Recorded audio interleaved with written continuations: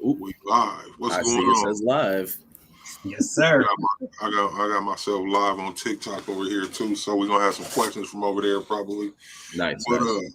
Let me man, give me one quick second here. Let me just put this on Do Not Disturb.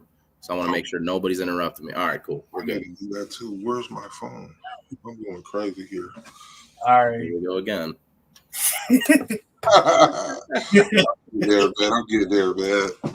Uh, so, man, appreciate you first off, Patrick, No for coming problem, man. out, man. It's always a pleasure to talk to you.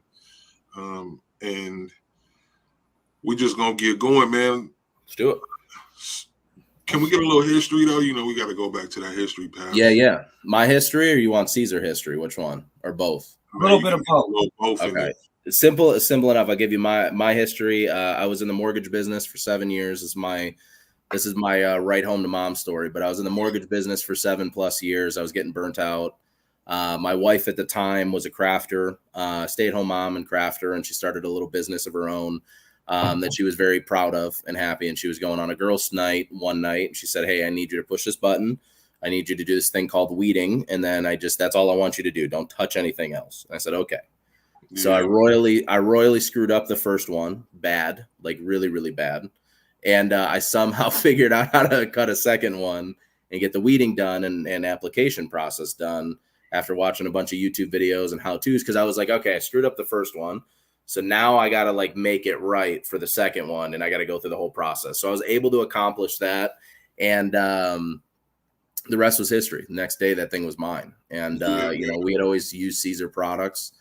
And we had always used the brand of HTV, so we were already committed to it. And then my wife had kind of presented, "Hey, that Caesar," to which I said, "Well, they're an Italian company, so if they're an Italian company, how are we supposed to do that? We live in Michigan. They're in Italy." Right. And she was like, "No, they have the North America location like 15 minutes from our house." And so I did an interview, not really thinking much of it. I knew what I wanted to do. I knew I wanted to get out of the business and get into something that, allowed me to be creative. But it wasn't until I like got in and did, because I interviewed with pretty much every manager that was available at the time. I mean, I did multiple interviews, and it was kind of not uncommon, but it's not something that we do very often. So, for me, I think understanding how much time was already invested in me before I even really started, and just having conversations with me as a human being, and just in the interview process, kind of bought me in to the message and bought me into the company. And then shortly thereafter, when I started, I was basically given a blueprint of like, hey, this is how you be successful in this industry, and this is how you're successful here. Especially, and that was getting involved in every piece of the business, whether it was from sales. I've been lucky enough in my career here so far to do some video content. If it was helping out advertising and distribution, pack up a trade show, or helping customer service field a few phone calls, or helping with support to talk to a customer, or as of recently, creating equipment and software for the industry, it was do and try everything. And it's funny because I was just talking to Andrew about this in the car on the way here. It was very much, it was taught to me of ask for forgiveness kind of thing. Mm-hmm. And if you ask for forgiveness through that, sometimes you can find the most creative ideals that people have out there, because you're just taking a chance. You're just swinging the bat, man. And if you make contact, it could be a simple, single base run. It could be a triple, a double. It could be a home run. You never really know. But if you don't actually take the chance, then there's no point. So that's really helped me with the blueprint of being here and being successful here. Now, with that said, that's kind of my history. The company history is pretty simple. Hold on before you go into that. I want to put this out there.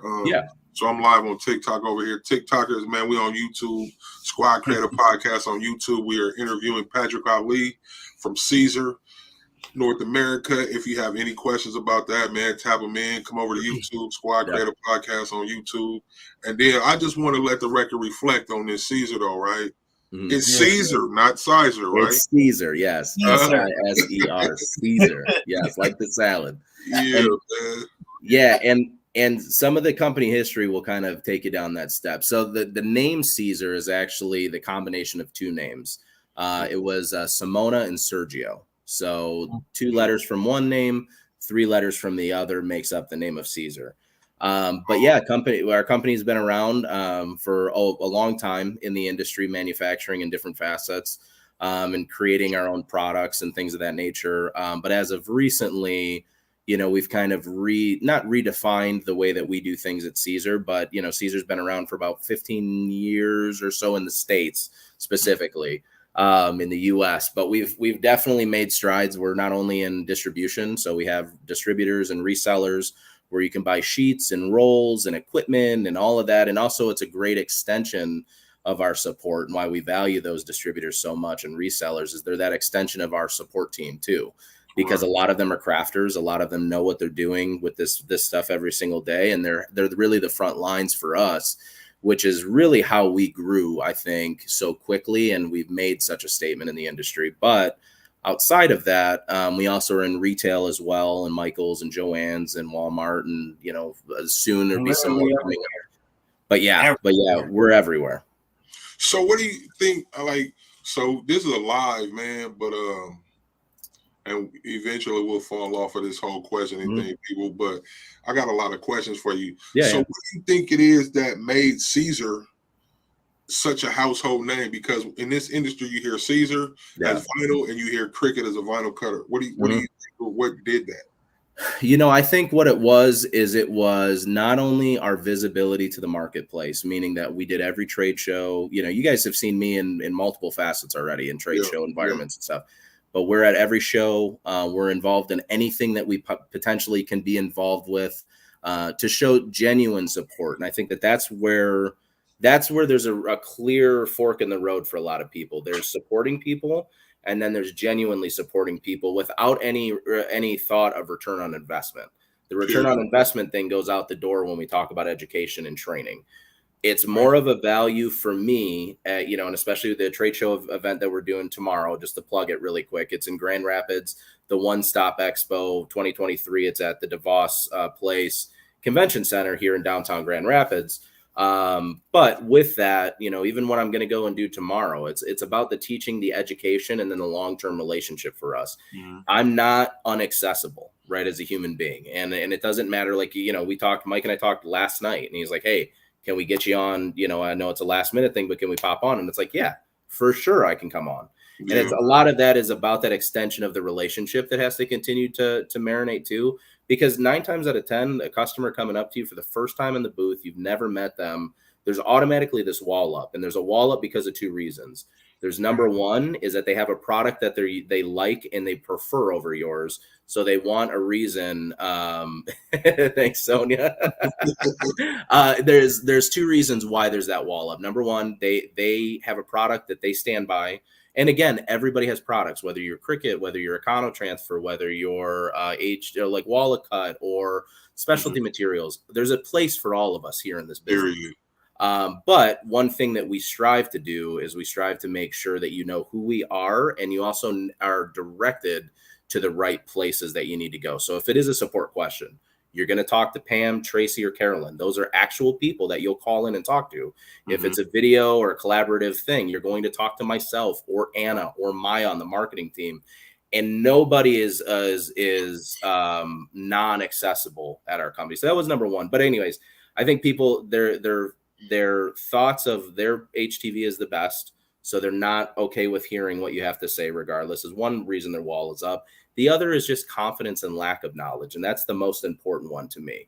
Having somebody come and say, okay, the product I use is superior because of X, Y, and Z. That's okay to me, because at the end of the day, we're here to make quality products, just like what you're using, I'm sure, is a quality product. So there's no harm, no foul on my part. What my mind goes to is the person that comes up to the booth and is hesitant and tense to ask questions because they've never been presented an opportunity to ask questions, especially directly from the manufacturer. Right. A lot of people go the influencer route, where they're like, the influencer is going to be the one to get our message out. I believe the influencer, or as I like to say, the maker or creator, in my opinion, is the person that values the company and wants to promote the company, regardless if there's paid or unpaid. I don't think that, at least I would hope that many influencers aren't getting paid to promote products they don't believe in. Right. So that's one element of it. The other element is just being accessible and able to call me up, text me, IM me, DM me on IG. That's why I put my Instagram handle on everything, is you can reach out to me on multiple platforms and expect a response, and a valuable response, because everybody at Caesar, whether you're, the top of the company, at the very tip top, or you're a janitor, right? Everybody has an opportunity to collaborate, and everybody has an opportunity to say how they feel and fix designs and things of that nature, to just help with the betterment and the progression of the company. Yeah, man. It's a very long-winded way of answering, but you know me, I'm a run-on sentence. It's all good. Let's shout out a couple of these people before we go on, man. Sonia Siegler, appreciate you. Thank you. How you been? Marlon Dews, what's happening? Peace, love, and positive energy to you too, appreciate brother. y'all tapping in. Thank you. Ginger Snap, what's going on? Facebook user, I don't know who you are because you didn't sign in over there, but thank you. Yeah. It's all good, man. Appreciate y'all. So, hold on, for you ask your question, sir. Let me tap in. Right, you get killing me, literally. What's your favorite job or favorite part of what you do? Because you've been doing so many different roles. Yeah, for real. What is the? Yeah. Okay. So this is I'm going to shorten this one up because there's a long explanation for this. For me, I'm naturally a fixer in my brain. I'm naturally an educator and a teacher, and I'm very calm, cool, and collected under chaos in chaotic environments. So I really value that part of my personality. So I think that's led me to being one of the favorite is probably the cutter for me, the cutter in software, and being a part of the development, being a part of the manufacturing process, every part I had an opportunity to touch. Let's talk about that though. Yeah. So we, about a year and a half ago, or a little over a year and a half ago, myself, and three others in the office, Keith, Dave, and Maya, sat down with Johan, who runs our company, runs Caesar North America, sat down, and we had this idea to, we've always had the idea to come out with our own equipment. And eventually that was going to be, the next trajectory. That's going to be the next trajectory for our company naturally. But I think there was always a fear of, can we do it? And, the four of us plus Johan sat down, and Johan had this idea for this piece of equipment and said, hey, I think this is something that we're capable of accomplishing, and let's figure out how. And so, we met with some folks in the industry and tried to get an understanding of what even made sense with this cutter. And we all met ourselves because, when you're at Caesar, there's one piece of the puzzle that a lot of folks miss, okay, is that the people that are just in sales or just in marketing or just in customer service, if they're not creative as well, then everything crumbles. It doesn't matter. It doesn't matter if you're in sales, you have to sell creatively, because sometimes people don't like what easy weed feels like or what stretch might feel like. So you have to get creative on showing people what you can do. But that extends from every piece of our company. So when we sat down with the cutter, we really took it seriously. And we said, what are the flaws that the industry is offering right now? We have some cutters out there that are really good at software. And then we have some cutters that are out there that are really good with the machine. But the problem is there's no happy medium between the two. And this is coming from the standpoint of a user. I was a Cricut user. I mean, I can't say that I'm not a Cricut user anymore. I think that's anybody that says I used to be, it's, in my opinion, we're on a live. It's kind of bullshit, in my opinion. You're a creative. If you're a creator, it doesn't matter what piece of equipment or what type of vinyl or whatever it is. You're just creating because you love to do it. I think for us, the most important factor was, how do we bridge the gap between the design software and the cutter and offer it to the community as something that they can grow with? Not just, hey, we're already 10 years ahead in software and cutter development, and you're a brand new user walking into the door for the first time. How do we capture that audience? Because for me, that audience, you can learn bad habits very, very quickly just by not having the right type of education and the right type of materials and the right type of equipment. So if we were able to offer something that could accomplish that, which I think we did, that was going to give the industry a lot better opportunity to go from that everyday consumer, to elevate them to that prosumer level. So what's the difference between the Romeo and the Juliet? I feel like every time I say it, I want to sing it. Yeah. What's the difference between the Romeo and the Juliet? So the Romeo, let's start with the Juliet. The Juliet is a 12-inch high definition cutter. The actual head of the machine cuts at 24 inches per second running, and just standard running time on the head itself cuts at 27 inches per second. So it's a fast machine. It's a super quiet machine as well, which I love. And, one of really my only claims to fame, and I know that I stay very humble, just like our team does in the whole development. But one of the things that I was able to offer for the cutter is that the head of our machine, much like a traditional cutter where the head just moves within this space of the machine, ours actually houses itself in the machine itself. So instead of, we call it a 12-inch cutter, but it actually cuts 13.5 inches from edge to edge on the machine. The Romeo itself, and I'll get into the technical behind it, but the Romeo itself is a 24-inch model, but because of that same head motion and housing, we can cut about 25.5 across the entire platen of the cutter. And both of them are just as fast. And the main thing that I like about both machines is our user interface. Originally we were going to go with a touch panel, much like you see on some of the older Cameos. Then we thought about maybe something more like a dial or easy switches like the Cricket had. But I think we all sat around and were like, we need full customization. We need to be able to do whatever we want with this machine. And that only works if we have that LCD screen and that digitizer. So the user interface on every page pretty much has a test cut button, because we're big on make sure you're test cutting your material. And like everything in Caesar, it's a little t-shirt because it's Caesar, right? We got to make t-shirts. But with that said, it was able to feed with a mat or without a mat, both machines. Pretty soon we'll have a stand that's coming out. I don't even know if I'm supposed to say that, so that's an exclusive here. So look, listen, I'm just giving you a ton of stuff you can tag after. I'm trying to get views, trying to get it. So, but with that said, both cutters I think offer a great balance between really artistic looking, and they look like a piece of a cool piece of artwork, like a little speaker or a vinyl roll, all the way to offering the ability in a high production shop environment, they can hold up and hold their own against anything that's out there. So it's really nice for us, and I'm really proud of the team that we have, even with Leonardo Design Studio. What you see in the software is Maya, who's my boss now, that runs our marketing team. That's her original design. So we didn't veer off of what she originally had. Icons didn't change, nothing. And she's redesigning software on a rapid rate. But again, that goes back to, we are all involved in the process.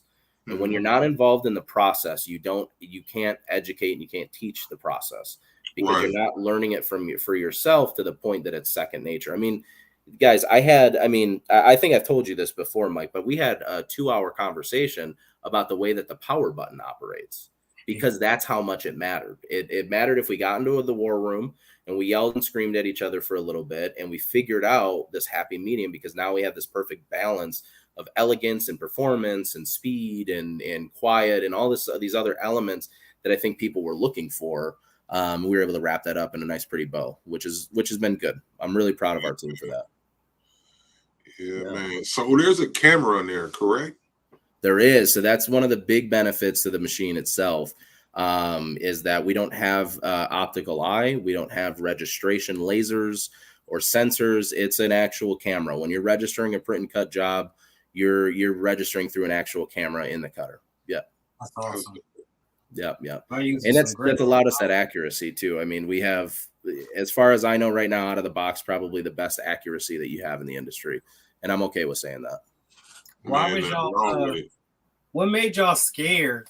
Or what made you a little bit delayed in actually putting the product out? You have Caesar vinyl. I think that's a great question. And I think that's a question we all ask ourselves internally a lot, of like, why did we take so long? And I can just say, just like I told you guys right before this on a subject, we were talking about time. Sometimes everything's about timing. We hit a stride right post pandemic. And that's another thing that I don't think a lot of people realize in manufacturing, is that what you guys see, the product that you see today is not the product that we started with. It's not the system that we started with. It's the same makeup, it's the same design, it's the same features and functions, but the ideology behind the equipment and behind the software definitely have changed a couple of times based on what we found in the market. And so manufacturing something post-pandemic was really, really difficult. Cost of containers and shipping and all of that stuff went up. You know, we wanted to offer a product at the time that we opened up. We wanted to offer a product that was also cost effective and accessible for the type of production quality that you can get out of it. And I think, you know, being that the Juliet at a $499 price point and then the Romeo being able to do the same thing that a lot of the commercial machines out there do today. And I would say even to an extent, a little bit more so what the freedom you have, being able to offer that at a $699 price point instead of $2,400. I mean, for us, it was just, it was like, it made sense, but we knew we were taking a risk because with that, a lot of people got into the DTF world during the pandemic and a little bit towards the end of the pandemic. And DTF, POD, I'm going to tell everybody out there right from the horse's mouth, DTF, DTG, any POD, which is paid on, process on demand, any type of things that are like that, they're great additions to our business. They make sense. Right. They make a ton of sense to do. And I love the fact that there are more convenient and simplistic ways of creating. And if you're not somebody that's a maker, but you're a designer, that's a great platform for you to be able to, like actually go and produce something really good quality. However, I think that vinyl kind of lost its way a little bit in the world during the pandemic because there was a convenience of doing all of these print on demand type things. And now people are starting to get back into it. But what happened was a lot of people put a lot of money and investment into DTF and DTG and stuff like that. And they put less money into the vinyl side of things. And now we're starting to see an evening of the playing field as there's companies out there that do DTF really, really well. And then there's companies out there that don't do so well. And it's okay. I mean, right, there's places for everybody in the industry. However, I think that some people that decided to go, not say the cheaper route, but for some of the cheaper equipment, it would clog really easily. You have to maintenance them regularly. You got to constantly run prints through them. But like that education portion wasn't out there. So then some people can get lost. And now you basically have a $15,000 paperweight sitting in your room. Not to say that that's everybody's case, but It's just we found this little bit of a shift. So again, for the sales of the cutter and people registering accounts and becoming new creators and also elevating their current production environment, the cutters have been a great addition to it and a great addition in the industry. And I think the software, as we grow, and that's another portion of that, right? The software is still very young. It's very new. So as we grow and adapt, we just took the stance of listening to the audience. We want the audience to tell us, hey, we want a layers panel. Okay, then you have a layers panel. We added that in. We want the ability to snap our rulers on the page wherever we want. Well, now you have the ability to do that. And I'll plug this here because nobody has officially said this publicly yet on any platform. Even myself and my own platforms, on our own platforms, I haven't said this, but like we'll have in the new software, we'll have multi-document support. So you can open up multiple pages within your design software. Oh, that's something that everybody in the industry was like, we create a lot of artwork. We need a way to be able to create that in multiple facets, right? So, those are little things that we want to add for the future. And actually that will be coming into an update that's being beta tested right now. But we're updating frequently. And that's the thing is I think the people that have been very patient with us, just to plug a couple is like Ellie Mae Habits, Courtney Brinkner, Mama Bear K, they have been advocates for us. Libby Ashcroft, Stephanie Young, who works for us, but a great advocate and educator on the equipment and software. I mean, these folks have really taken a big leap of faith with us. And I'm really happy that they did because we're getting to see all the really cool things that we got to create. And it was a lot of time, energy, and effort spent doing that, and we're just happy to bring something to the market that hopefully is the next thing that people get excited about when they're creating again. Yeah, man. Yeah. When I grow up, I'm gonna give myself one. These sounds like the machine sounds amazing, the software sounds amazing. I've heard nothing but good. Did you see it in person yet? No, I haven't. We got to get you to a show, man. We got to get you to a show to see it. Yeah. So hold on, see. Say what's on your chest. What you wearing, bro? What you got on? Who, me? Or Seak? Also, your dreams don't require a pillow, man. 12goneapparel.com. Go get you one, man. I like that. I can say that one is literally hot off the press, people. Literally hot off the press. But yeah, so man, what other so I want to talk about this DTF, man, this DTG and all this stuff. I want to get a little deeper with that. Like, so everybody's like, vinyl's gonna die, vinyl's dead, and then you got all these people with these home DTF machines that they're bashing vinyl. You don't know more weed and all this, but they're selling these pre-made designs. Man, how do you feel about that as a vinyl user and seller and distributor? Yeah, it's funny because I think a lot of people expect my answer to be very anti-DTF. And, you know, I very much, like I said before, I think that there's a place for it. And I think that there's a place for vinyl, and I think that there's a place for screen print. You know, and there's people that have mended those worlds very nicely. So a perfect example, like Jennifer Sanderson of Pigskins and Pigtails has figured out a way to use adhesive vinyl as her transfer as opposed to emulsion with screen print. And that's what she's been able to sell and do an incredible job at educating. I'm actually getting a chance to do an event with her and Ryan from Ryanette at the Made Lab pretty soon. But, you know, I think for me, it's like creativity comes in, you know, is all based on the person. If you have somebody that just truly is not a creator, a maker, they're not going to spend the time to weed, especially if you have multiple cavities and things like that, that you just, it is painstaking sometimes, right? But then there's this whole other spectrum of people like myself who find it very therapeutic. And I find a lot of value in being a part of the entire process. And also I can control my quality. You know, I think one piece of the puzzle that we're missing when it comes to heat transfer vinyl, and I think a lot of people don't even really know much about, is that CPSIA compliance. Do you guys know what that is? CPSI compliance. I do. CPSIA compliance. So CPSIA compliance is something that is a little shield that we put on all of our products, I think, other than one. And what the CPSIA is, the Consumer Product Improvement, or CPS is a Consumer Product Safety Improvement Act. So it was something that was established in 2008, I want to say, somewhere around there. Which basically was a way to gauge what the chemical balances and imbalances were for products that were deemed child safe for kids between the ages of like 0 and 12 or 0 and 14. So with that said, that CPSIA compliance is something that for our product, we can back to say that the stuff that you're putting on your chest or the stuff that you're heating up at a high temperature and putting on your chest is non-toxic to you, or the levels of potential toxins are so low that we pass California Prop 65, we pass CPSIA compliance, and we rarely push a product out that doesn't have those tags. And if they don't pass our standard wash test that we do at work, which is very, very aggressive, and it doesn't pass that CPS or that or CPSIA or that Prop 65, we have a real serious conversation about, does this product make sense for us to even carry? You know, and that's the best part about it, right? Is that not only are you certifying your product, but you're now in a different world where, you know, we're talking about whether it's safe or not. And again, that's not to say that DTF or DTG or any of these other technologies are not safe. I don't want to cast stones on anybody, but I know the value of my product, and I know the certifications and the stringent testing that it has to pass to make sure that it works every time.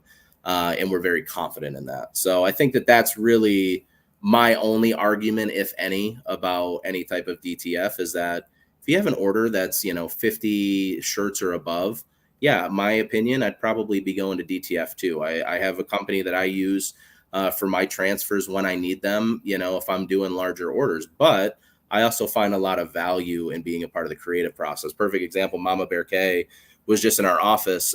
We had some influencers in a couple weeks back, and she was telling us, I mean, she's processing upwards, you know, over 700 and 800 orders, you know, pretty regularly. And she's doing it with vinyl. Now she has some screen print that she adds in there, But she was also very honest about that part of like, hey, when I have certain things, I need screen print for them, but I can't get screen print quality, or I can't get HTV quality all the time out of a transfer or a DTF, because there's just things like holographic, brick, consistency in flock, and those types of materials, glitter.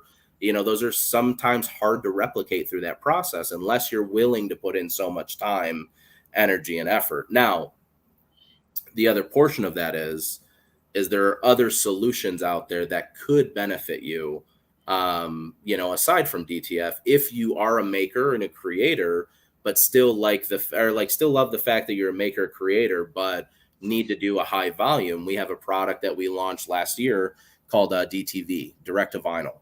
And it's a pigment based ink. So it works in a regular desktop printer. And you're able to print a design. And this is not like the stuff you used to buy, off the shelf at Walmart when we were kids, and it was just an actual paper. Like, this is a real vinyl, great elasticity, great amount of, color gradient. It's a really great product.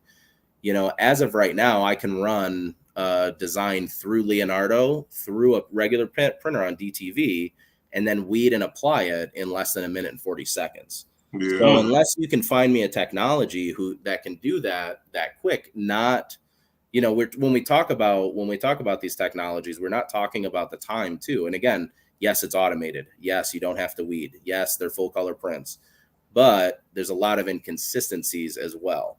And so, that's the only thing that I can say. I don't ever want to bash anyone. I can talk about the consistency of my product and how the value of it without right. the DTF, but I can also talk about the value of having it. That's how people did.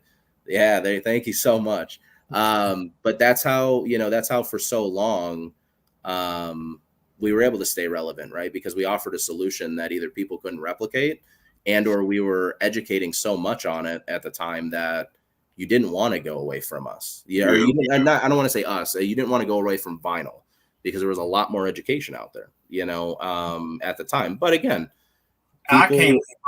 You see me, vinyl. I ain't leaving it alone at all. Yeah. But again, sometimes it makes sense to go with a supercolor transfer, right? Like it is what it is. And anybody in the industry that'll tell you, whether you're a competitor or not of their company, if they want to bash the company, then have something to back it up. If they want to bash a particular company against their product, like, have something to back it up. In my opinion, there's room for every single person. There's room for everybody. It's just what decoration methods make the most sense for certain people. So. Yeah, man. So I like that you said for people that want to bash companies, have something to back it up, because you see a lot of that. Mm-hmm. Like, and I think it goes back to the influencer. Yeah. And at the end of the day, us as influencers and different stuff, it's our opinions. Mm-hmm. That's it. So that's it. I can't be mad at you if I send you a Romeo and you tell me you don't like it. You know what I'm saying? Like, I can't be mad at that. I have to take a chance and be comfortable with whatever outcome. I think what we do differently, especially when it came to this cutter project, because this is really like my big, I put my name on something project that I've been able, right. My first one I got to do at Caesar. So, with the cutter project itself, I remember a really early on, a couple people called me like the cameo killer and the cricket killer and all this stuff. And I was like, that's not what we're trying to get out there. That's not the point of this. Right. The point of having the cutter was to bridge the gap between productivity, design, and being able to push the limits of equipment and materials. That was the point of this whole project. And then also to have a story,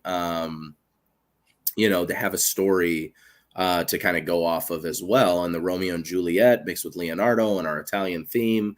I mean, everything. If you ever watched the launch video that we did back in September, it's on our YouTube channel, at Caesar North America on YouTube. But, that video, there was a lot of elements in there that attribute to the Colosseum and to the tower that Juliet stood on.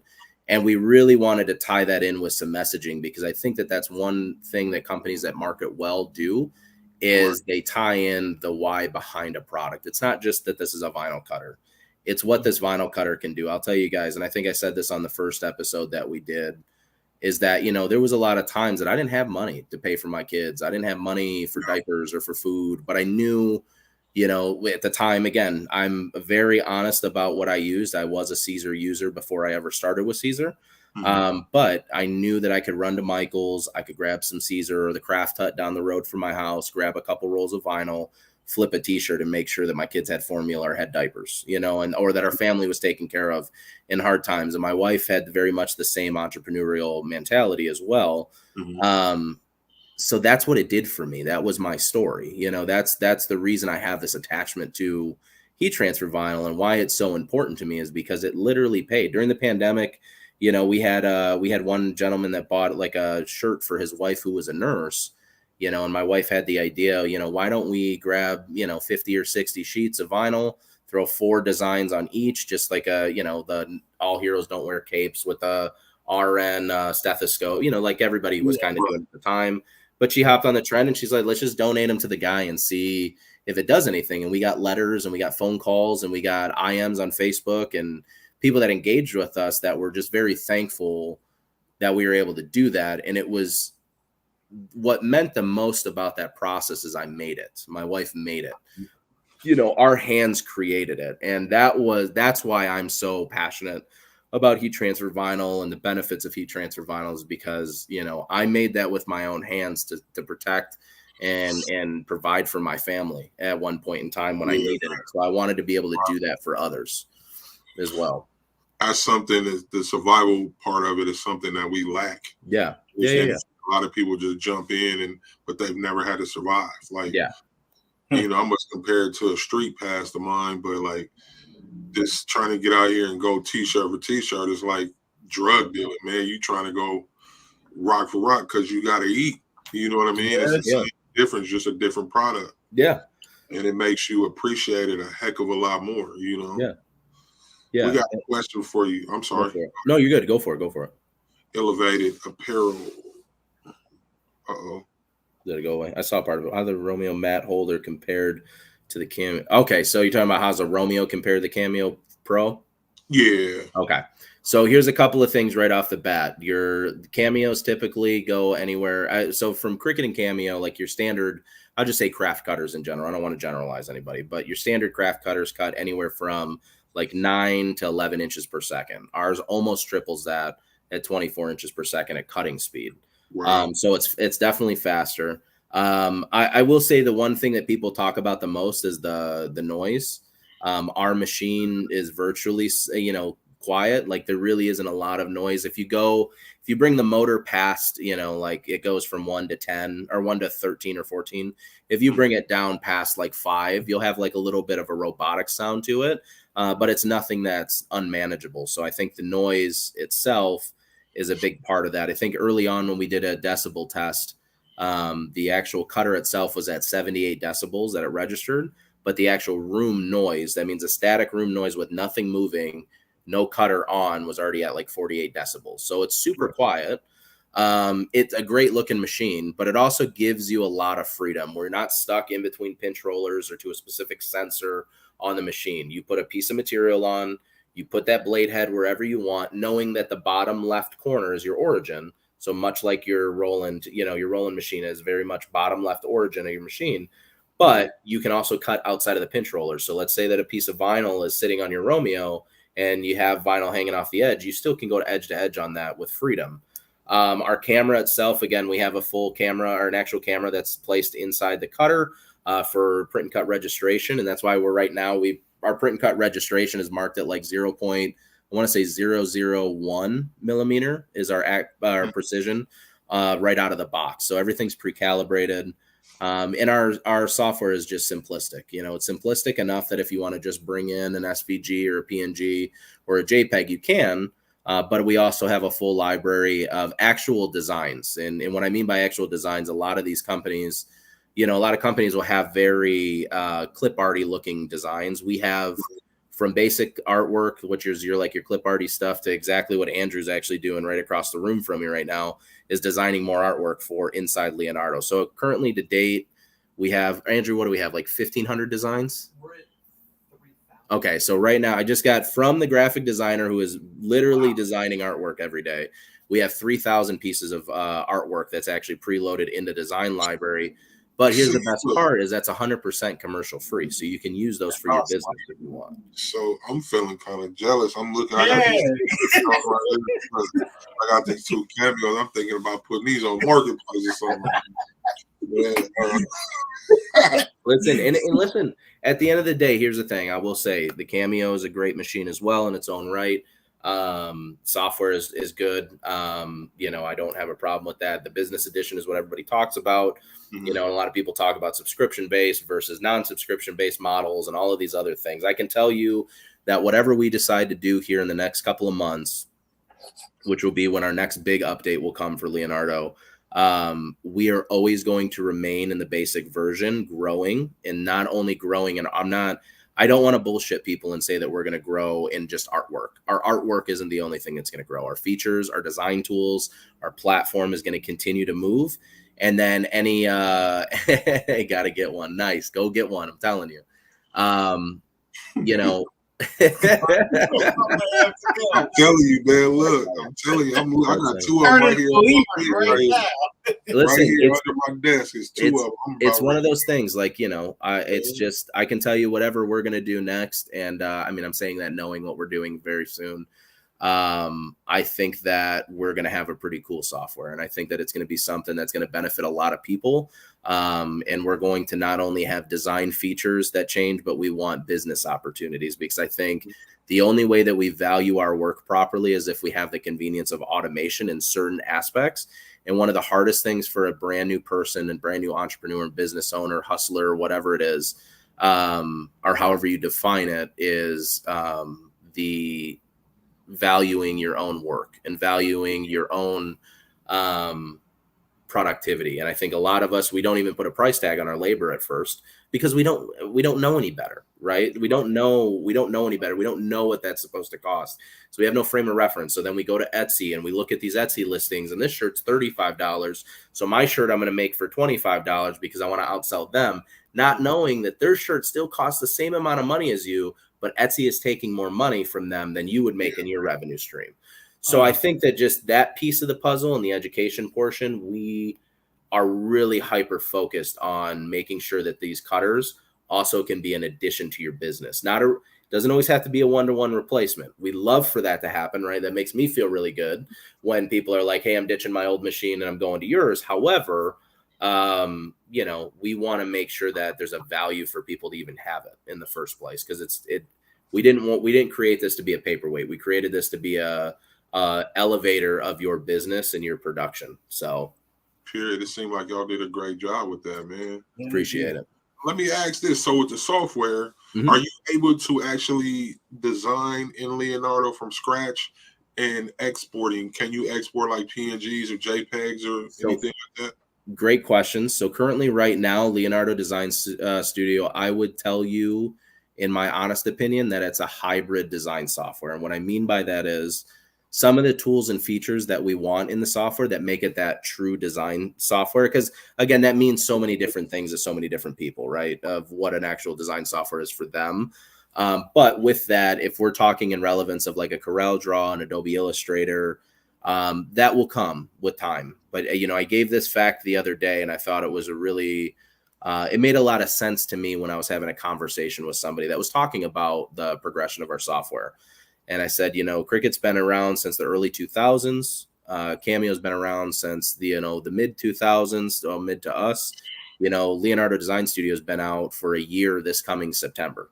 So for us, we've already made really great strides, but there's a lot more improvements to making a true design software. Now, as a graphic designer, there are things that we made sure we had in the basic software early on so that we could make it feel as if you could still design in the software. So if you have like a Wacom tab, like a drawing tab, and or if you have a MacBook or like a Apple computer and then an iPad, you can sidecar your iPad and actually physically draw in software. So you can create different layers and full designs.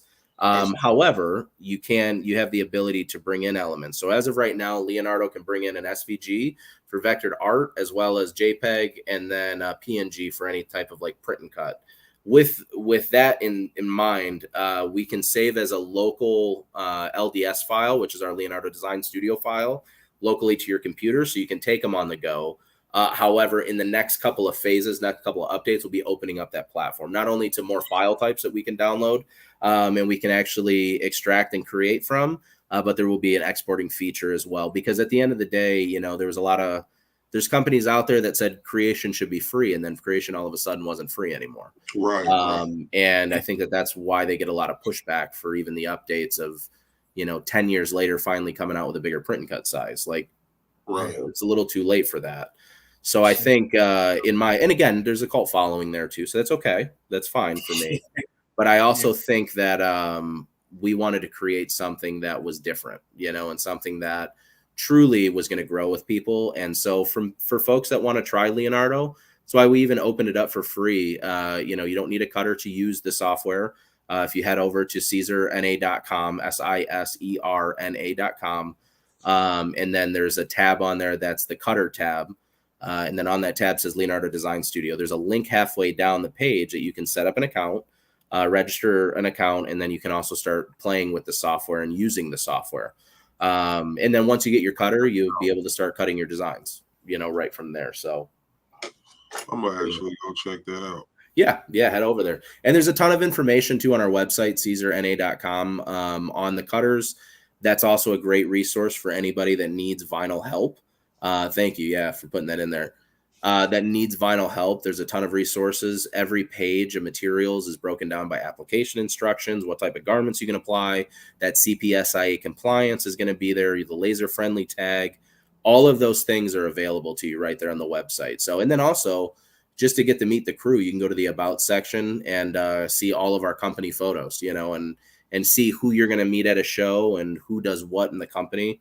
And it's very, very interesting because this is done by design, I think, in two ways. But like the leader of our company at Caesar NA is at the very bottom of the list on the website.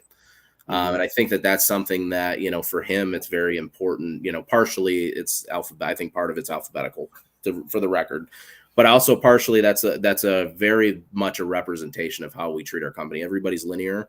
Everybody's on the same playing field. Anybody can come in and ask a question. Anybody can come in and offer up advice or suggestions, you know, on anything. So let's see if she's ready for another piece of equipment. Hey, I'm trying to tell you, Brandon, man, I'm thinking the same thing. Man, especially being quiet too. I've seen this machine sounds amazing, though. Yeah.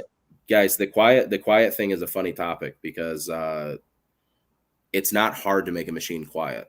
It's just you have to know what you're looking for to make it quiet. And I think one thing that the other machines failed at is they didn't take in consideration the vibration of a machine and the vibration of the type of table in which you're going to put that machine on.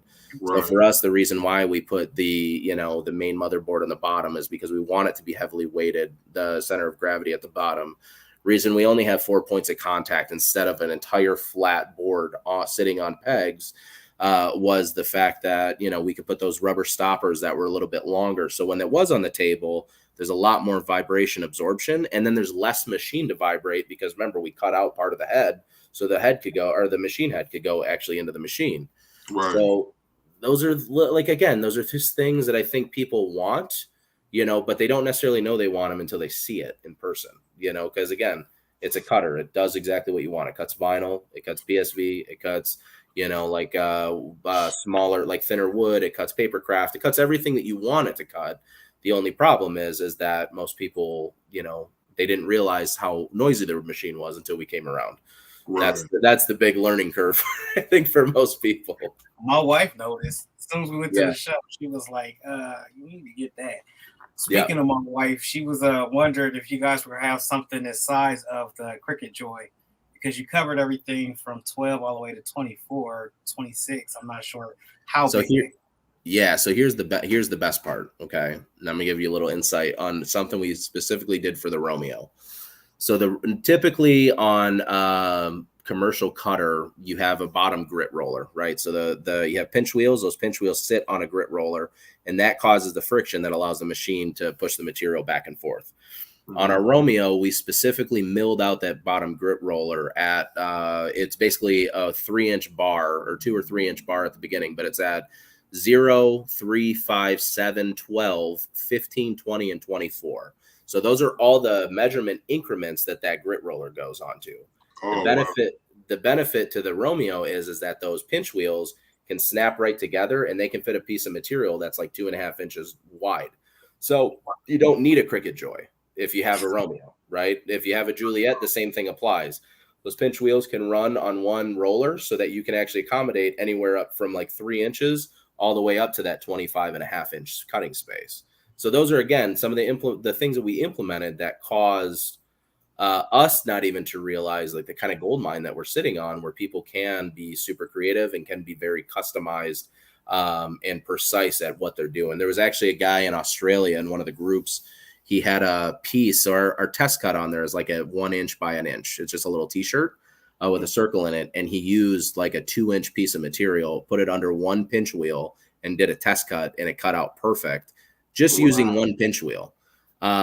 So, you know, those kind of things those are fun to see. You know, those are things we didn't even think about at first, but somebody found the value in it and how it can benefit them. So those are really, really cool moments that you get every once in a while.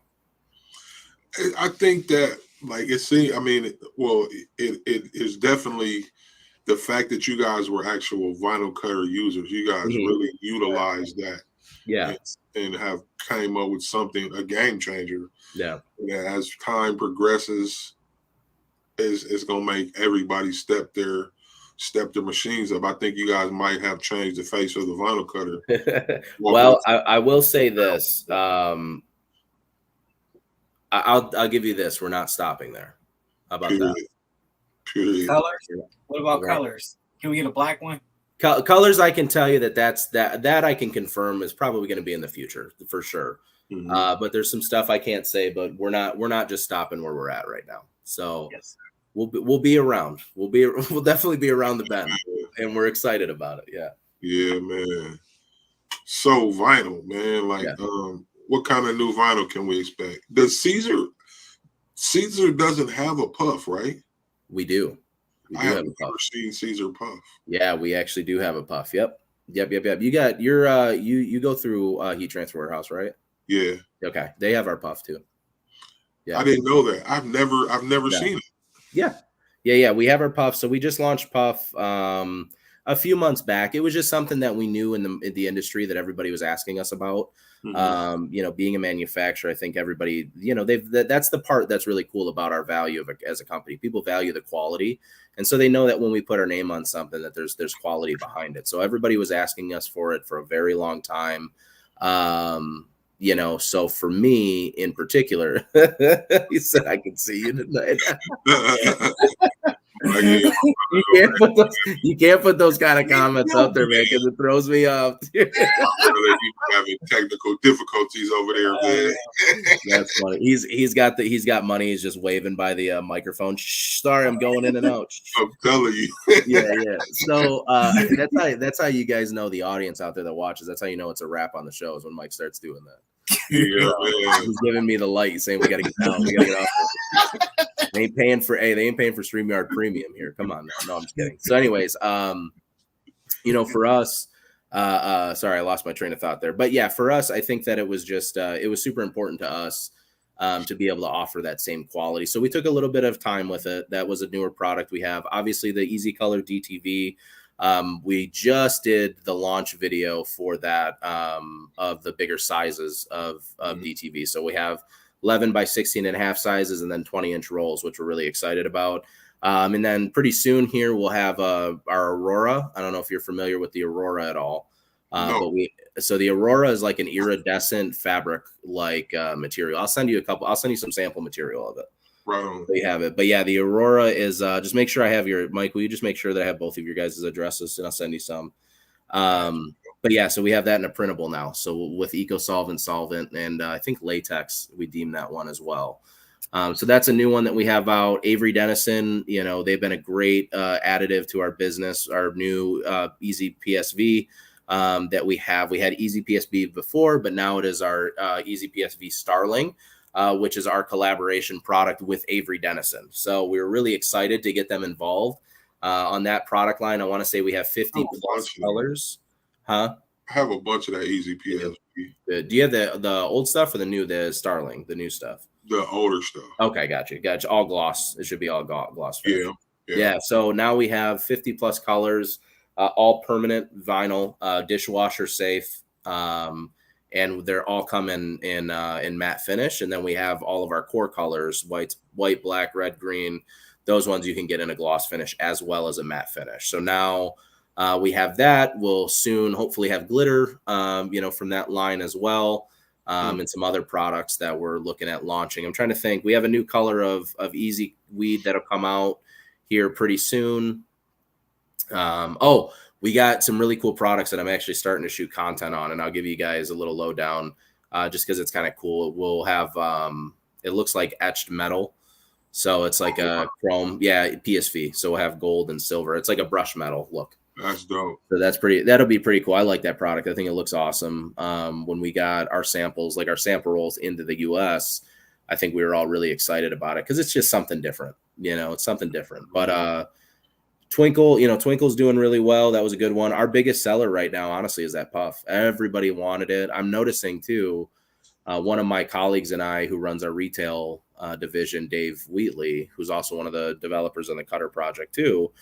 Him and I went to Vegas a couple months back for the Magic Fashion Show. So they had like a sourcing event, the actual fashion event, and then they had a like what's coming and all the new trends of the season event. And that was a really interesting, event to go to because I realized that, rhinestones, bedazzling is back. A lot of people are really into the puff. And then I'm trying to think of the name of it. Oh, geez. I always say it looks like carpet letters on your shirt. I'm trying to think of, no, not flock. Different method. It's like actual stitched. Starts with a C. What's it called? I can't remember. Anyways, it's another decorating method that was like from the 80s and 90s, that are really kind of coming back again. So, we got a chance to see it. You know what I'm talking about though, right? Yeah, you got me thinking. Yeah, I do. Yeah. I can't remember. Somebody in the comments will know what it is. Chanel. Yeah. Chanel. Perfect. Thank you so much. Yes, Chanel. So that's coming back too, so we noticed that the puff was coming back, obviously the brick and stretch, the fake and boss look is kind of timeless for us. Everybody likes to see it at a show and at an event. But yeah. So y'all are coming with some Chanel, huh? No. I was talking about some of the things that I was interested in seeing. Oh yeah, at the show that are kind of making their way back because for us, we used our silver holographic all the time, and just using a standard rhinestone template, you can essentially make fake rhinestones, out of that holographic, and it's flat on the shirt. They don't fall off. There's no abrasion, so you don't have to worry about what you're putting it on. But we kind of went away with that even in our show samples because we noticed that was kind of going away, and now it's making its way back. So pretty cool. But yeah. What do you say, Mike? This comment section. Third Day Tees, what's going on? T. Lamont, how you doing? Thanks everybody for joining. We're speaking with graphics. Vinyl Graphics. What's going on, everybody? I know it's been a while since we did a live. I mean, we actually just started last week, and we're gonna be doing these every week, and we appreciate everybody coming to these lives and asking questions. So I'm sorry. I was just about to speak on that. Yeah, we're back. It's been a minute, and we're back doing live shows, man. And you see, as we see, man, we bring out dope people, man. Answer all your questions. So tap in, man. We know y'all got some questions out there. This man is Caesar. So if y'all got any of the questions for Caesar North America, man, y'all ask these questions while you got them right here in your face. For sure. And I didn't tell you guys this up front, but I'm really, really happy. Really happy you guys are back too. I think you understand how much value there is in doing this regularly. Yeah. How much value it is to the industry and to yourselves as educators and folks in the industry that are public figures too. These things to the people out there, are really, really important, and the consistency in that's really important. So I'm glad to see you guys back too. What's crazy that you say this is right. Like we just aired last week for the first time in a minute, and just the feedback and Mm-hmm. the love we've got for being back. I knew the effect we had on the industry, on the people, but I didn't understand it until this past week to see how many people actually missed the show. Well, I can tell you, as a listener, and as a watcher, I can tell you what I value about it. And, I'm probably speaking for a lot of the audience, but you guys are, where your limited knowledge is, but you're curious about how to elevate that. And I think a lot of people out there are asking the same questions you're asking and not getting the same result because they're not put in these positions where they can publicly, have a conversation with Caesar one day and then Supercolor the next day and then, Alex Andover the next day and whoever it may be. Right. And I think that's a really exciting way to be, is when you're just, curious. Your curiosity goes further than what you care to the fame or success or anything to be of. You just want to be impactful, and that's what's important. I think that's a huge value that you guys bring. And probably people can comment in on things that they see as well. It's just one of those. I noticed it, because you ask even when you don't know the answer, and you're curious about it and you want to know. So I think that's awesome to be. Mike, on the other hand, everybody gets me. It's okay. Yeah. It's funny though because Mike and I, we met. Where did we meet? Did we meet in Indy for the first time, Mike? I can't remember what. It was a DAX show for sure, or a GPX show, one of the two. But we had met there just briefly, came to the booth, hung out, talked for a minute, said, hey, oh no, it was Long Beach, maybe. Long Beach. Maybe it was Long Beach because we had a really small booth at Long Beach that year, but came to the booth, hung out for a quick minute. I think you brought your wife with you, if I wasn't mistaken. Atlantic City the first time, 2021. Yeah. So came to the booth, we talked a little bit, we hung out just to chat, and then we didn't see each other until the Made Lab event, that was a few months after that.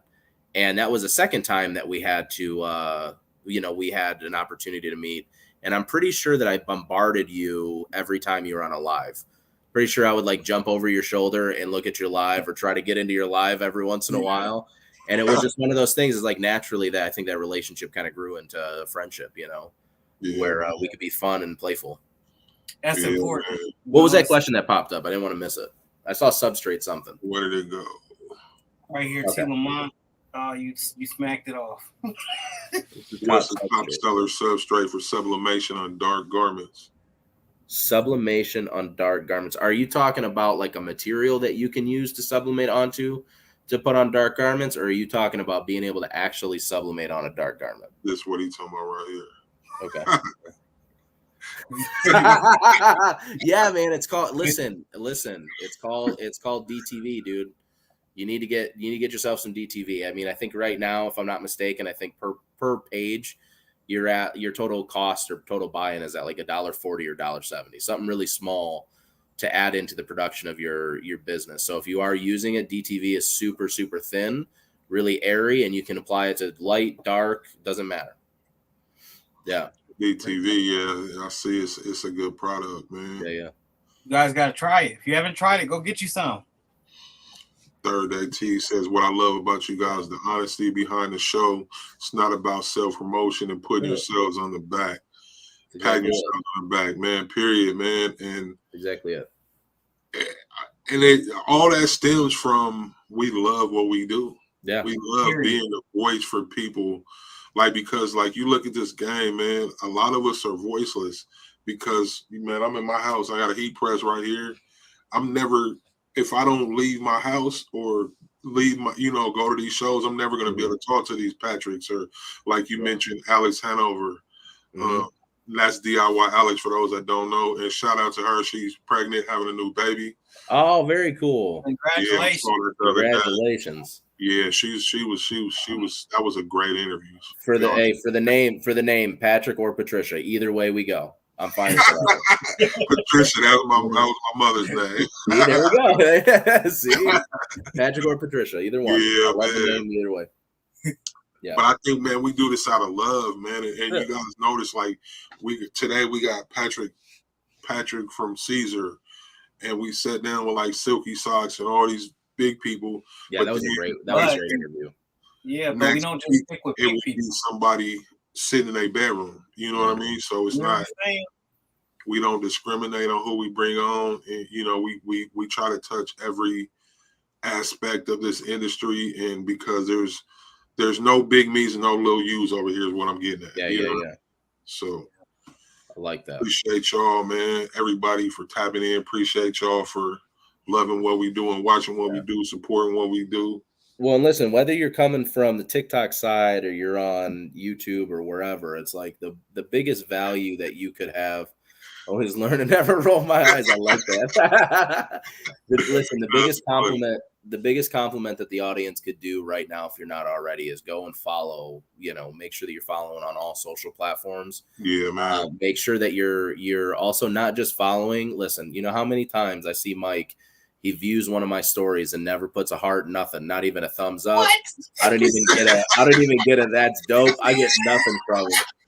Don't be like Mike is what I'm saying. I actually say that because but I say that because he's actually overly supportive sometimes, which is awesome because I love it. But that's what you do, man. That's Mike, man. But that's the best compliment you guys can do listening around is sharing the love and sharing these stories that are posted out there on IG. Share the posts. Share some of these events after this video. Go share it on your own personal page. Share it in a group that you're a part of. The idea is to get the attention, because if more people can find this and more people can see the value in these, it just is going to elevate these two guys, and I think it's going to be awesome. Right on. Yeah.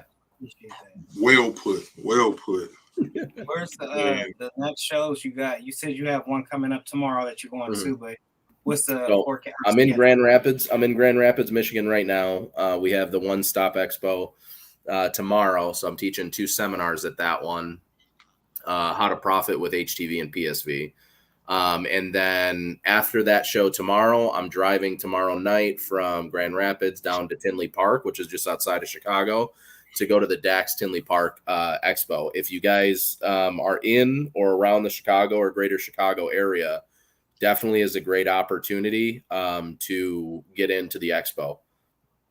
Yeah. What I'll probably do, if you guys want to, I can send you my registration link as well. If you guys want to drop that somewhere in the episode, or drop that down in the comments, and anybody that wants to go and wants to come in, there'll be a free registration link. So feel free to utilize that and come to the show. Come see me. We'll have some presence there. We'll be in GSG's booth. Maybe Mike or Seak, if one of you guys wouldn't mind pulling up the DAX website just so we can give accurate info. But we'll have our own Caesar booth. We'll also be supporting our friends at Colorcraft and Sign Outlet. We'll also be in the GSG booth, as well as one other newer partner of ours will be in their booth. So I'll be all over the place. You guys can find me there. Come take pictures. Come hang out.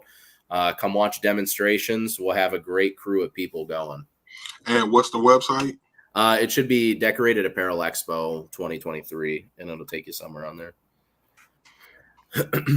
I can probably even pull it up too, really quick. Let's see, Dex. Yeah, it's somewhere in my thing. Anyway, Tinley Park. Here we go. What's going on, everybody, man? Appreciate y'all for joining, man. Y'all share that out for me. Hit that share button. Hit that like button. If you haven't subscribed, comment, all the stuff. Mm-hmm. We do it for you.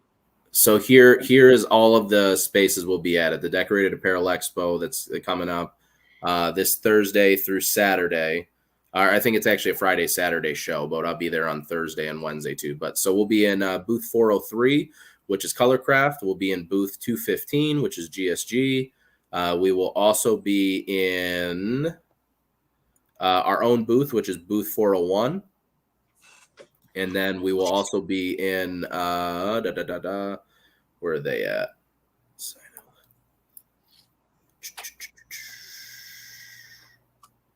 Looking really quick. I thought there was one more in here that I missed somewhere.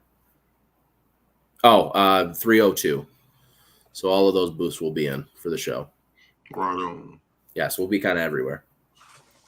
So what can they expect, though? As far as the humanness that you guys provide, what else can people expect when they come see y'all at the show? A lot of entertainment. We like to have fun in the booth, so don't come to the booth if you don't like having fun. If you don't like, If you don't like meeting personalities, because everybody in our company is a personality and we all like to kind of shine in our own ways. So whether it's from, the multimedia side, which is my side, or it's from the graphic design side, which is Andrew's side, or marketing or wherever, we like to pull you into the booth and have fun. So you usually, if we're at ISA, also another just quick plug, ISA, International Sign Association, that's going on right now in Vegas. We have a booth there where you can actually take pictures and see DTV being utilized live. So snap a photo, make a bag for you at the show. We'll have that station up. But, when we're in a show environment, it's really about, we never came to sell. We don't sell direct. For people out there that don't know, Caesar does not sell direct to the end user. We sell only through distribution. And the reason why we sell only through distribution in a lot of cases, and we don't like to sell direct to the public, is the fact that we can take more time to educate and train the product as opposed to just saying, hey, I want you to buy my product. I think a lot of people buy our product because they see something that they really, really like. They see something of value for them and in their business. And we like to kind of hone in on those things.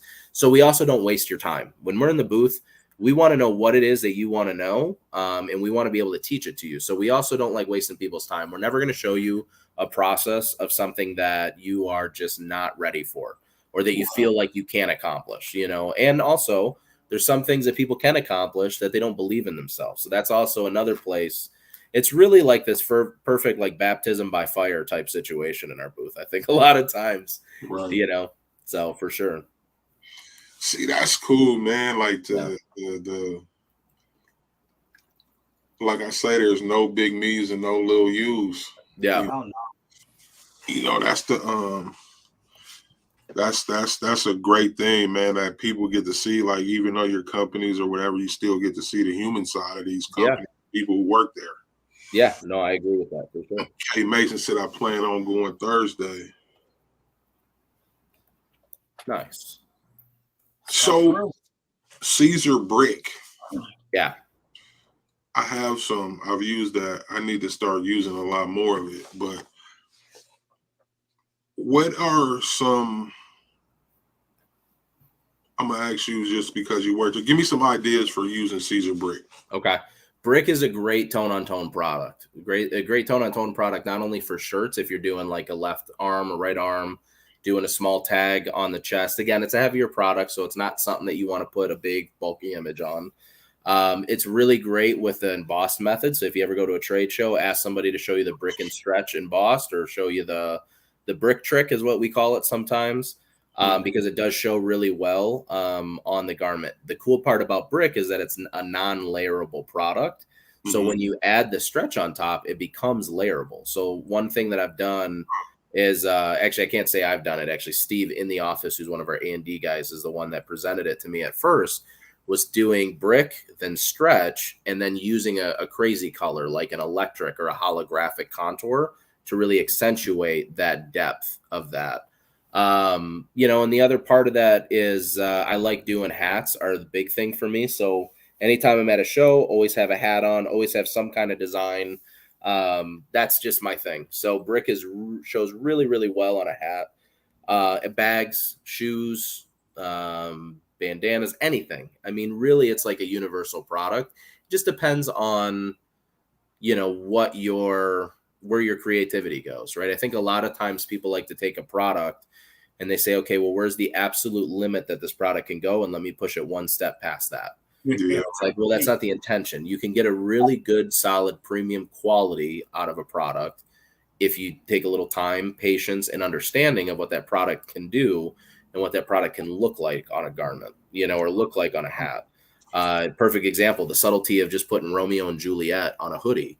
Yes, to the outside world, this is a cheap item, but this is something that with a brand name attached to it or a trademark attached to it, it becomes a premium product very quickly. So those are things that you, I guess in my opinion, those are just things that that you can expect to see at a show. You can expect some things for us to teach, but also some great qualities of brick as well. So you just gave me an idea because I have some brick and I have some electric. I can see how that would be nice combination. Yeah. Whatever that bottom layer is that you're using, whatever that bottom layer is that you're using, cut that contour out again in an embellishment color. That same exact contour, so the final press you're pressing over the actual design you just did. That offers a great opportunity for you to do with the, use a brick and make it more of a premium look. But tone on tone with brick is awesome. A black hat with black brick, dude, it looks smooth. I like the way it looks. Yeah. I got a bunch of hats right here. Now you got my mom, my brain, my wheels spinning. Excuse me. Quiet on you. Gears is turning. Yeah, man.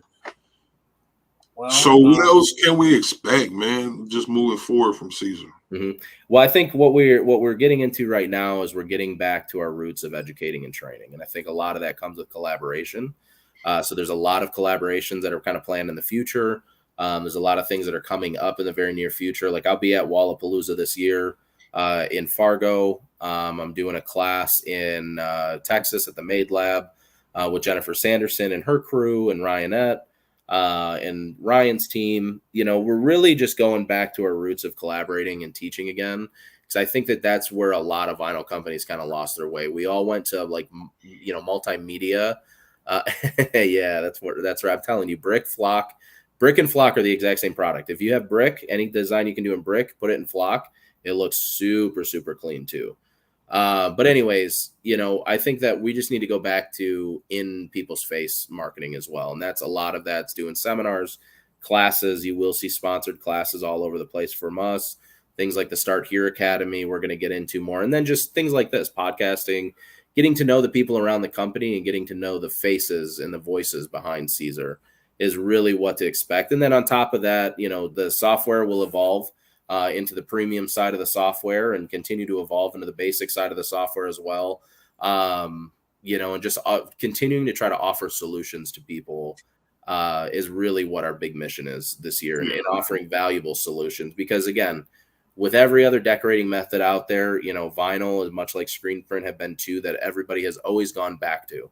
They try out a new technology or try out something new, that fad dies, they come back to wanting to get into vinyl again and utilizing it. The problem is that if we don't do it enough, then we kind of lose. It's not like riding a bike all the time. We kind of lose some of that, how to, and that can be tough too. What do we got? Can you layer your puff vinyl? Top layer only. So if you have like an easy weed that you want to do like a contour offset. So right now, a lot of people are doing like an easy weed, doing a small offset contour and like a tungsten. And then on like, say, a black hoodie, they'll do like tungsten electric HTV. And then they'll do the puff on top of the HTV. So you'll get this really cool electric outline, but then you get the puff of that puff product. See, man, you give me Listen, I can float you a laundry list of ideas. You definitely give me some. My head is spinning. My wheels are spinning. Yeah, for sure. I've been designing a T-shirt a day since the 1st of January. Nice. 101 days in today, so you giving me some new ideas, How man. Days? How many days? 101. 101 straight days? 101 straight days, but I've actually dropped 108 designs since January 1st of this year. Nice. It's hard as hell, but I'm doing it. That's all right, though. I do it. That's all right. That's called. Hey, that's the definition on your shirt is exactly what you described. Hustle. Yeah, man. I'm trying. Yeah, y'all visit 12vegoneapparel. Go ahead and shop 12vegoneapparel. Go look at some of those chasing, capture your dreams. How he offset and like splice some of them words to make it just pop off the shirt. I mean, every design you could tell there's a story behind it, and I want him to get on camera and tell the story behind it. Now, I'll put you on the camera. Yeah, you. Yeah. Snitch, little eat point fingers and stuff.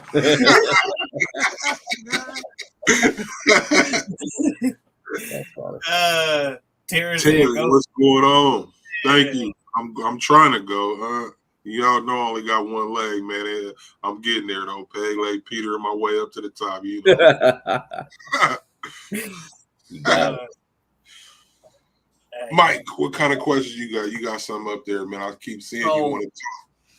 Yeah, just basically, with the shows and the rigorous schedule with this line, like that time for you mm-hmm. and the family. This is something that goes beyond what we do. Yeah. For those out there that may be struggling, can you give them a little bit of words of advice? Yeah, just simple enough. Keep moving, right? Like you can't get stale for too long. You can't get stagnant. You know, Seak has one of the greatest excuses in the world to just stop, to just not do this anymore, to not even try anymore, right? But when you just keep going and you push through that adversity. Now, for me, I'm very lucky and I'm very blessed. I have a wife that understands what I do and understands my travel schedule. And again, I will say with my new role at Caesar, you know, from the last time we were on this podcast, my travel schedule has gotten a little bit lighter than last year for sure.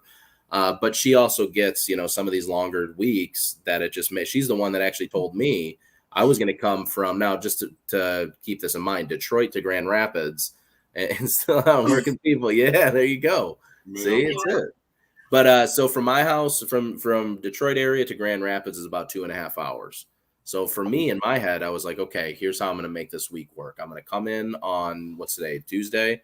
Come in on Tuesday. I'll leave on Wednesday. I'll go back home. I'll be able to stay the night at my house one night to be with my wife and kids. And then I'll go down to Chicago. And she's like, that doesn't make any sense because by the time you get home anyways, you're too tired to hang out with us. So go from one show to the next, just be gone for the 4 or 5 days that you need to be gone and then come home. And now we have the whole weekend and we have more time.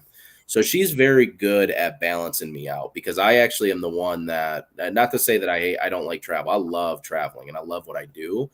But, you know, I was telling Andrew about this, today we were talking about it and I was like, you know, sitting in a hotel room, like I'm doing a podcast against, you know, a crappy frame fixture in a hotel room. Right. But like for me, you know, sitting in a hotel room, sometimes these can get lonely on the road. These can get boring on the road. You got to figure out things that you can do. And when you don't have a lot of people around, you don't have friends and family who you can call on when you're in town, sometimes you're left to your own devices and figuring stuff out. So when you get into those moments, one of the best things that I've always found is take a step back, take a deep breath, go take a shower, a hot shower, go for a walk, you know, whatever you need to do to keep yourself calm, and realize that, you know, you got to the point that you are, you know, for a reason.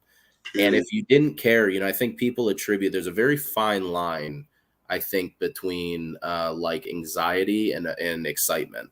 I think when people, and it's funny because Andrew had actually told me this in the car on the way here. I'm trying to say this exactly how he said it too, is that, damn, how did you say that to me? You in the car, we were talking about moving forward or continuously progressing. And you had made a comment about work ethic in that. Nevertheless, it was a really good comment, and it's escaping me right now, and it'll come back literally as soon as we stop the podcast. I get it, right? But you know, your work ethic. Oh, that's what it was. Is that when you know, sometimes we take our frustration as that's our time to stop, and you know, simply what he said is that if you're frustrated, that means that you care. That means you care enough. And if once you find yourself not happy and not getting frustrated with yourself anymore and having days where you're like, you know what, I'm just not into it today. It doesn't give me happiness. It doesn't give me aggression. It doesn't give me any feeling at all. Then yeah, that's the time to maybe hang it up or maybe go to the next method. Right. And that's maybe when DTF is your thing or sublimation becomes your thing. And maybe the one thing that you're doing in this segment of the business doesn't make sense for you right now.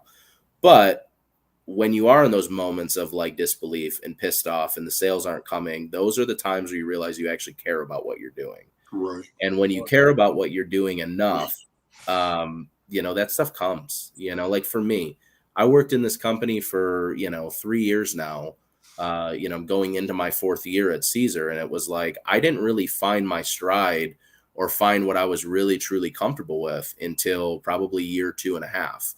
And really, it was the Cutter project that started that train of, oh, I'm important here, you know. And then everybody else told me that I was still important with the company didn't have that stance. It was in my head, right? We get imposter syndrome because we think, we get imposter syndrome because we think, oh, well, there's Nike and there's Adidas and there's Stephen Barry's, which I don't even think that's a thing anymore. But you know, there's all these different companies, and you don't realize like these are being endorsed by people that are professionals in an industry that are doing it as just pure influencership, right? That doesn't mean that they necessarily believe in a product. And I think sometimes when we're creating, our belief system goes deeper than just what we're making. It's a belief in how we create. It's a belief in how we design. It's a belief in what we utilize those designs, whether it's revenue that you're making from it, doing a charitable thing. However, those feelings that you're getting of accomplishment along the way, that's the reason you continue to go forward. It's not because you felt like, oh, well, it sucks for me now and it didn't happen for me now. It's not meant to happen for you right now. It's meant to happen for you when it's meant to happen for you. And if you keep grinding and you keep going, you get to a point where a light bulb flips and either you realize, oh, I'm doing this the wrong way and it's not working for me in particular, or the other side of that coin is you realize I am doing everything I'm supposed to be doing. I'm just telling myself the imposter syndrome in my head is talking and saying, I'm not supposed to be here. I'm not supposed to be successful. I'm not supposed to sell shirts or do, freelance work or do whatever. And I just think that that's all in my head. That's all kind of bullshit. I don't agree with it. I think that if you're a hustler, then you're a hustler.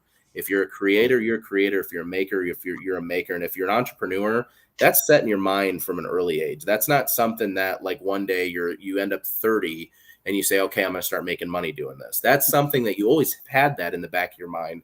It's always been a piece of the cogwheel. You just finally dusted the cobwebs off of it and got that thing turning. And now once you oil it up and you give it a little bit of time, energy, effort, and the most important part about it is patience. Once that engine starts revving, you can't get it to stop. So that would be my biggest piece of advice is just every day that you feel like giving up, go one more day. If every day that you feel like you're not doing enough, go one more day and just reassess the last day. Get a calendar. Mark off those days that you're like, hey, I think I didn't do a lot, but oh my God, in my head, I actually got 15, 20 things on my to-do list or even 5 things on my to-do list done. That's because you just go one more day. One singular day at a time is how you're successful. That's it. That was well put. Very well put. I'm here to drop gems on the Squad Creative Podcast. You just dumped off a whole bag full. Hey, Alex, perfect example. Alex, you in the back like Home Improvement. What was the guy that was behind the fence? Al Borland. Yeah. Do me a favor, Seak. Do me a favor, Seak. Put Dawn's comment back up really quick if you don't mind. Yeah. So this to the audience, I just want to make sure, Dawn, first of all, thank you. I appreciate that. I work on it a lot and making things sound good. But with this is the most important statement of this. I have not had a boss in 20 years.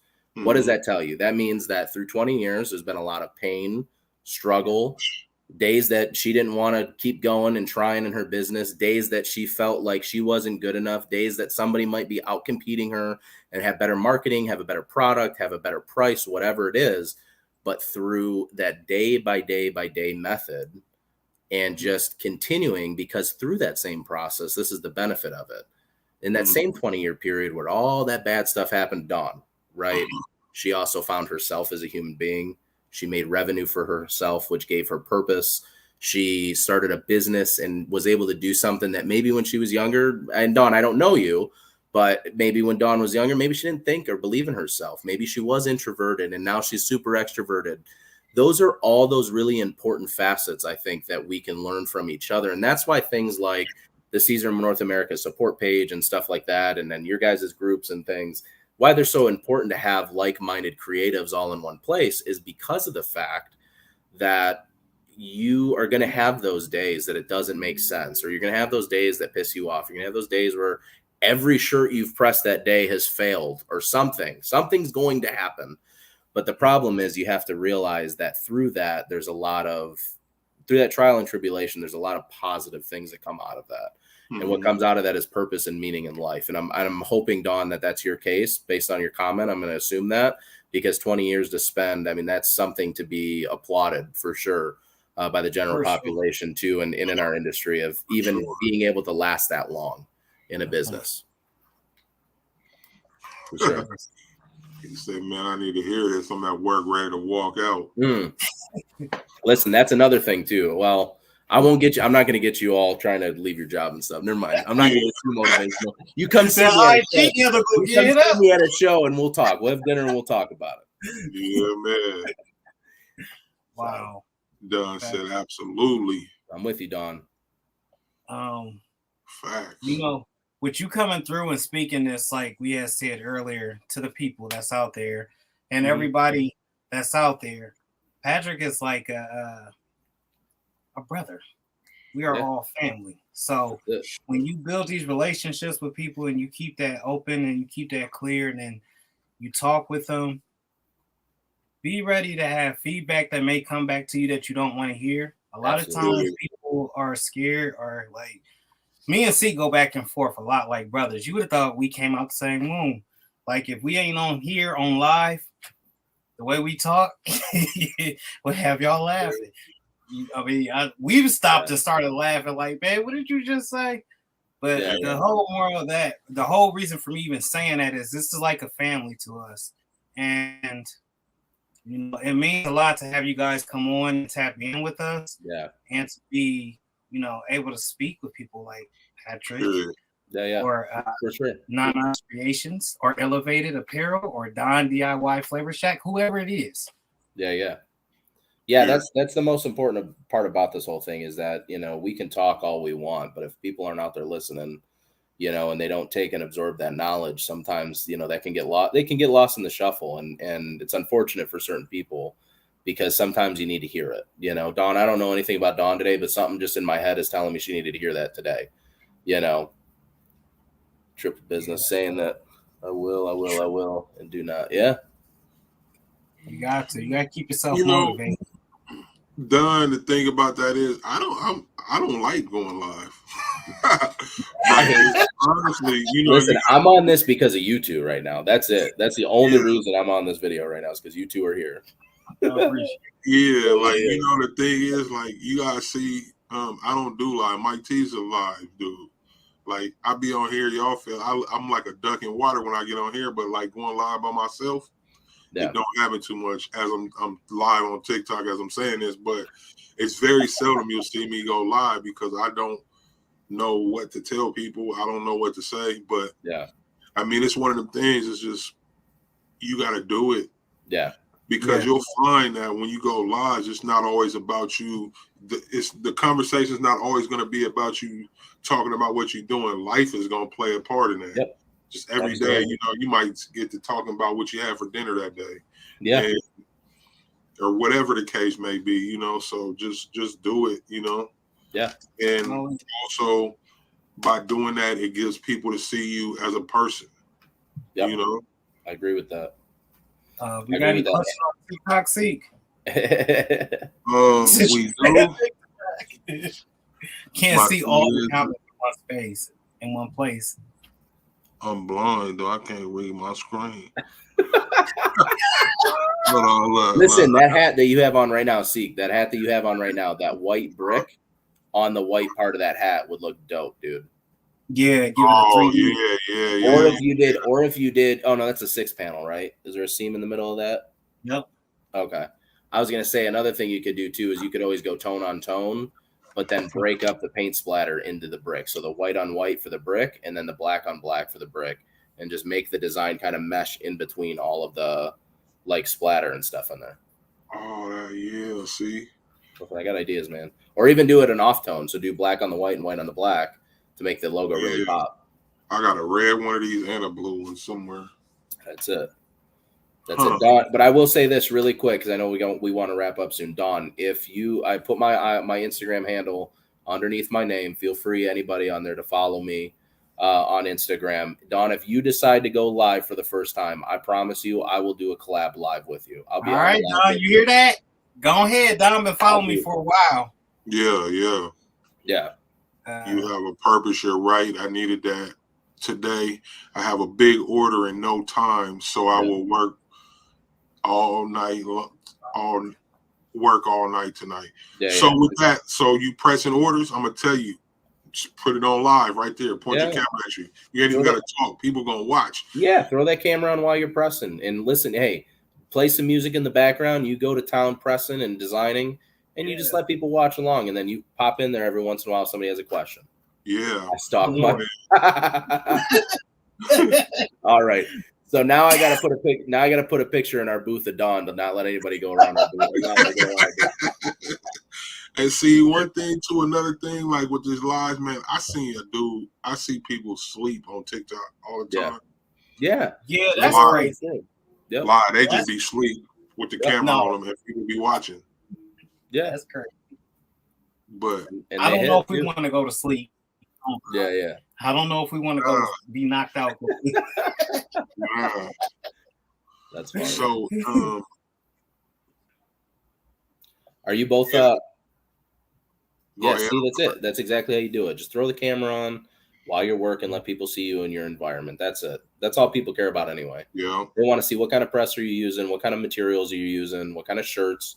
Remember, we're business owners, so a part of us, there's a competitive nature that wants to know all of that information. You using a Bella Canvas, using Gildan, you using Russell Athletics from Walmart because you had a quick trip you had to go, a Maker's Market from Michael's, whatever it is. People want to see that type of thing because also, for people in their own business, that gives them a lot of peace of mind of knowing that they're also doing the right things. If they see more than one person, a populace of people that are all using the same kind of shirts and same kind of materials, it makes us feel valued too, that we're doing the right things when we are creating, Period. So I don't know. Man. Are you both in Fargo in July or what? I'll be there. If I want to go, miketees is going to go. I have, shout out to E-Transfer Warehouse, but I have preconceived notions about Fargo. So it makes me hard. It's hard for me. You watched the movie or you watched the show? Yeah. Oh, God. Out there. Hey, well, if you both end up in Fargo, let's do a live podcast from there with all three. That sounds great. Yeah. We'll all go live. We'll see if Kirk will let us steal the podcast room for that one too. Definitely, that'll be dope. Yeah, that'd be fun. I'm pretty sure. I'll probably go out. Yeah, shout out to Brooke and Sasha over there. Oh yeah, and Kurt and BK and Bree and everybody else at Heat Transfer. They're great. They do a great job. Yeah, man. We appreciate you coming out and speaking with us tonight in the crowd and answering questions. This is not just the last time y'all gonna see him. The doors is always open here, So if you ever want to introduce anything, man, let us know. We'll get you scheduled. That works. Everybody out there in the Squad Creative Podcast, we greatly appreciate you stopping through. Please stop by and visit IG Patrick Ali Official or go to Caesar website and purchase some products. You want to know about the premiere that Juliet, he just explained it. If you want to know the true meaning of the name Caesar, it's at the beginning of this podcast. For all those in replay land, please hit that like, comment, and subscribe. And one last thing. This man, hold on, I gotta get my points right. This man over here been working on that hustle. Can you please show him that shirt again, sir? The 101 day challenge, or actually the 396 day. I don't know how long are you going with this? You going the whole year? Go the year. Every day I'm quitting though. I tell my hustle, man. Your dreams don't require a pillow, man. I'm going 365 days, man. I'm going the whole 2023. This is the grind right now. This is what we're doing. And just for those that know it, it's, of course, I need money, but it's not always about money. I'm teaching myself discipline. I'm teaching myself small goals to accomplish small goals. I'm teaching myself habits, positive habits to continuously work at my craft to try to better my craft. I'm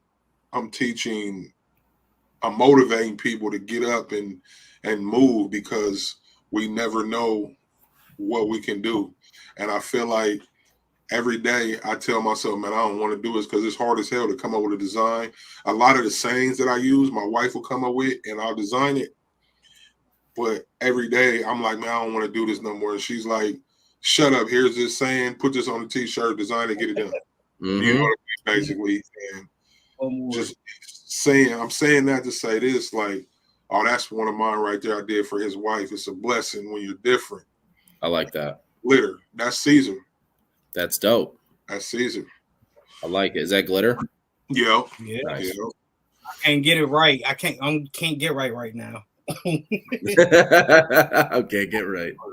So it's just a thing to keep grinding, man, motivating people, man, pushing people outside of their limit, man. And I've been through a lot in the last year and a half. I lost my leg unexpectedly in 2021, September 28, 2021, and been grinding ever since. So just trying to be a piece of motivation, a piece of inspiration. And I'm talking too much, so I'm going to end this off because I know people got to go. Again, Patrick, man, appreciate you. Thank you for coming out, man. Thank you, guys. It's a pleasure. Thank you. Got real gems, and I need y'all out there in TV land, man. Y'all like, share this, tell a friend to tell a friend, man, and we will see y'all next week. Peace.